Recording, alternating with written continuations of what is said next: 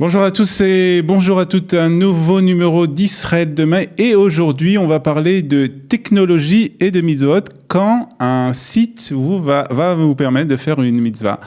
C'est un peu le sujet qu'on va aborder aujourd'hui puisque nous sommes en ligne avec Tony Huizan qui est avec nous ce matin sur Studio Kalita. Bonjour Tony. Bonjour, merci de me recevoir ce matin. Très heureux de vous recevoir, surtout qu'on va parler de quelque chose qui est... lorsque vous m'avez appelé pour m'en parler, j'ai trouvé ça vraiment formidable et j'ai dit on va faire une émission dans Israël demain parce que ça allie un peu technologie et aussi mitzvot et tradition, puisque en fait vous avez fait vous êtes à l'initiative en tout cas d'un site qui s'appelle shabbatwithus.com. Exactement. Alors, Shabbat with Us, c'est une association que j'ai créée depuis avril dernier, qui a pour objet donc ce site internet qui met en relation deux parties, donc des étudiants à travers le monde et des autres pour faire Shabbat. Voilà, on va en parler tout de suite, bien sûr, mais parler un peu de nous, nous de vous. Tony, qui êtes-vous comment vous êtes arrivé à cette idée qu'il fallait donc créer ce genre de site? Alors concrètement, moi j'ai étudié donc la communication et le commerce international. J'ai eu un parcours assez atypique. J'ai vécu 2 ans en Israël, juste après le baccalauréat. Et donc pour l'histoire de Shabbat with Us, l'histoire commence un matin de Shabbat où je me retrouve à la synagogue avec mon père. Et donc suite à l'office, on assiste à un kiddush. Et lors de ce kiddush, on est face à 3 étudiants. Donc il y avait 3 fils de rabbins. C'est assez marrant. Il y avait un fils de rabbin qui venait de Marseille, l'un de Strasbourg et un autre de Toulouse. Et on commence à discuter avec eux, savoir d'où ils viennent. On fait connaissance et on leur demande où est-ce qu'ils vont passer Shabbat. Et ils nous font comprendre qu'ils allaient faire leur repas de Shabbat dans la synagogue. On leur a proposé de venir à la maison et puis on s'est dit mais c'est tout, ça s'arrête là. Et on a trouvé que voilà, il y avait du mal à se faire des connexions pour faire Shabbat chez les gens. Donc en sortant de la synagogue avec mon père, on s'est regardé et on a eu l'idée de lancer Shabbat with Us. Donc c'est l'idée de mettre en fait en relation des personnes qui cherchent à passer, à avoir en tout cas des repas de Shabbat et ceux qui sont prêts à les inviter. C'est tout ça. En fait, c'est très simple. Exactement. Oui, c'est simple. Et c'est simple, mais il faut avoir l'idée. Ouais, exactement. Il faut la mettre en application. Il faut la mettre en application. On va en parler tout de suite.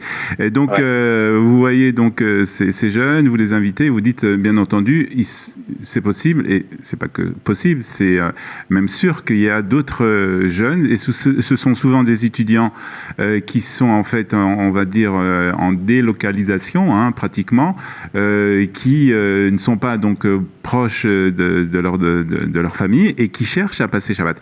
Et d'expérience personnelle, puisque ça remonte à quelques années déjà, mais lorsque je suis arrivé en Israël et que j'étais étudiant, c'est vrai que le sujet de où passer Shabbat était un sujet qui commençait à nous inquiéter déjà depuis, on va dire, lundi, où on commençait à réfléchir déjà, mais où va-t-on faire Shabbat lorsqu'on n'a pas sa famille en Israël?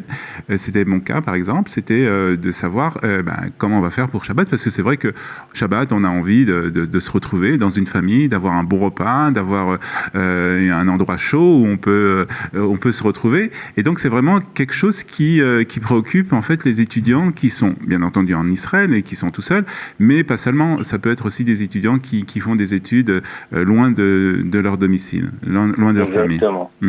Exactement, et donc l'idée, voilà, comme vous le dites bien, c'est de toucher vraiment un maximum de monde, donc à travers le monde grâce à cette plateforme sur Internet.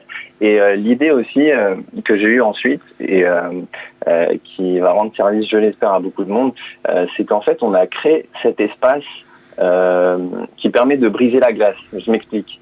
Lorsqu'un étudiant n'a pas où passer Shabbat et va à la synagogue, il va pas forcément être très à l'aise à aller approcher un père de famille ou une maman pour leur dire voilà, je suis seul, etc. Alors que là, vraiment, on a créé cet espace pour briser toutes les glaces.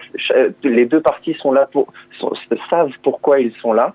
Et donc, c'est pour ça que ça se passe très bien. Donc, vous avez créé cette plateforme. C'est alors, techniquement, comment ça marche? C'est un site internet?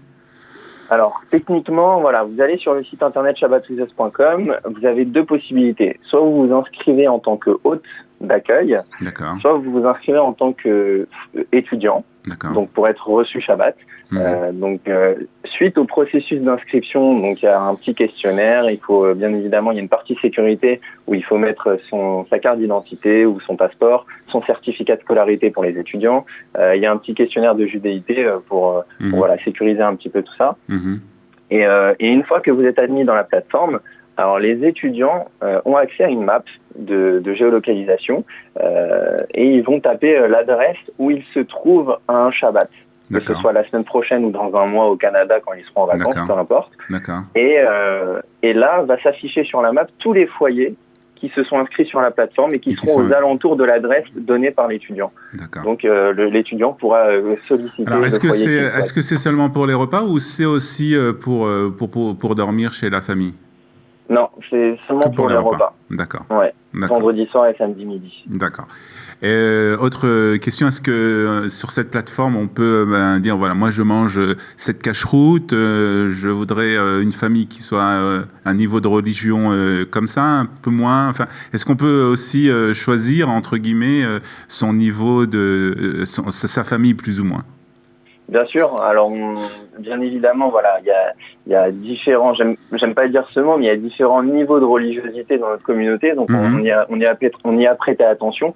Et donc, l'idée, voilà, c'est que on a la possibilité de choisir une famille qui mange strictement cachère à la maison et à l'extérieur.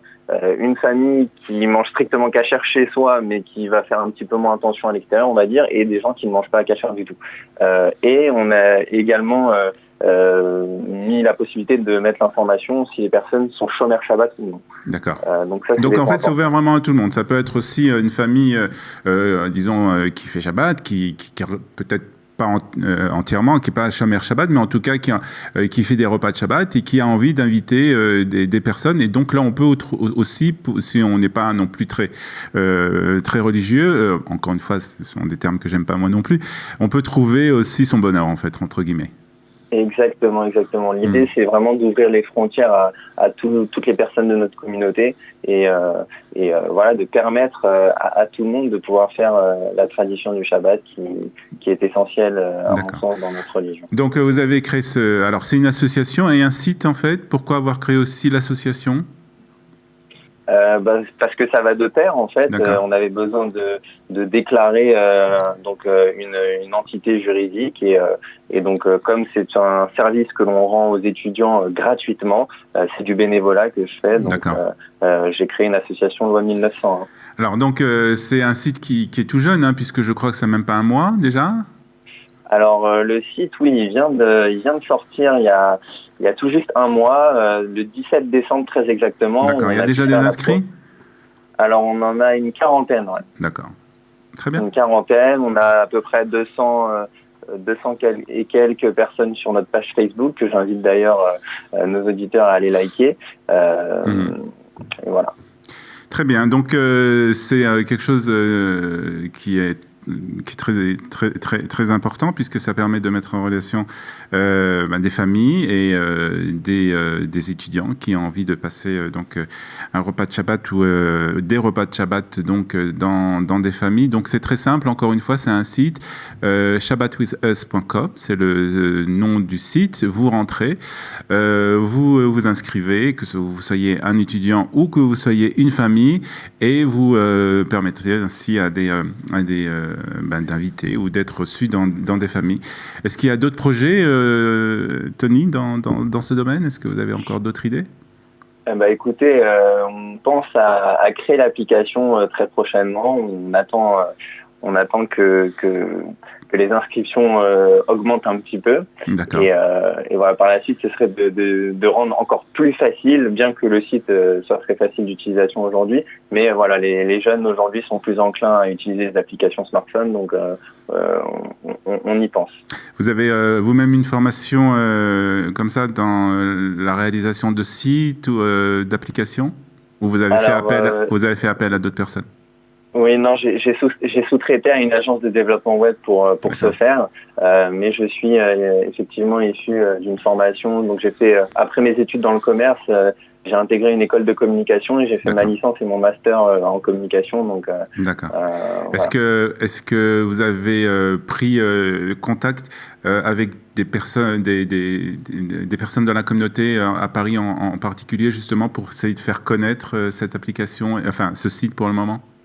Bien sûr. Alors, j'ai participé à un incubateur de projets associatifs qui s'appelle Noé pour la jeunesse, Ouais. qui m'a permis de développer en fait mon site internet et qui en partie m'a financé. Donc ça a été une réelle aide pour moi au développement, et d'ailleurs j'ai encore un atelier à venir avec eux pour parler de la communication à l'international justement. D'accord. Donc parce que comme vous l'avez dit, c'est pas seulement donc en Israël ou en France, c'est vraiment vous voulez essayer de faire ce site dans le monde entier. Et d'ailleurs, il est en plusieurs langues, si je me trompe pas. Tout à fait, on l'a traduit pour le moment en 5 langues, donc les 5 langues les plus parlées. Vous pouvez retrouver le site en hébreu, en français, en anglais, en portugais, en espagnol, et on va sans doute en rajouter d'autres. Mais voilà, l'idée c'est vraiment de créer une communauté autour du Shabbat mondiale. Voilà. D'accord. Très bien, Tony. Merci en tout cas de cette initiative. C'est une très belle initiative. J'espère que vous allez avoir beaucoup de succès. On invite donc nos auditeurs qui sont des familles et qui veulent recevoir des étudiants à s'inscrire sur le site, ou bien si vous êtes étudiant et que vous êtes un peu partout dans le monde et que vous vous sentez seul pour Shabbat et que vous savez pas quoi faire pour les repas de Shabbat, c'est beaucoup plus agréable d'être dans une famille en compagnie de plusieurs personnes que être tout seul dans une chambre, dans une cité universitaire ou bien dans un hôtel. Donc, vous pouvez aussi rentrer dans ce site Shabbat with Us. Il sera ce site tagué sur le pitch qui sera juste en haut, là. Donc, vous pourrez ainsi plus facilement nous retrouver et retrouver donc Tony Usan, où il y a aussi une page Facebook. En tout cas, bonne chance. Merci beaucoup, Tony. Tenez-nous au courant de comment votre application et votre site progressent. Merci beaucoup, Olivier, c'était super. À bientôt. Merci, merci. Voilà, une belle application, une belle, en tout cas pas encore application, mais un beau site. Donc on vous invite tous à rejoindre cette belle communauté quand la technologie est au service du Shabbat. Voilà, c'est ce qu'on pouvait conclure pour cette émission de Israël demain. Merci de nous avoir suivis. À très bientôt. Bye bye.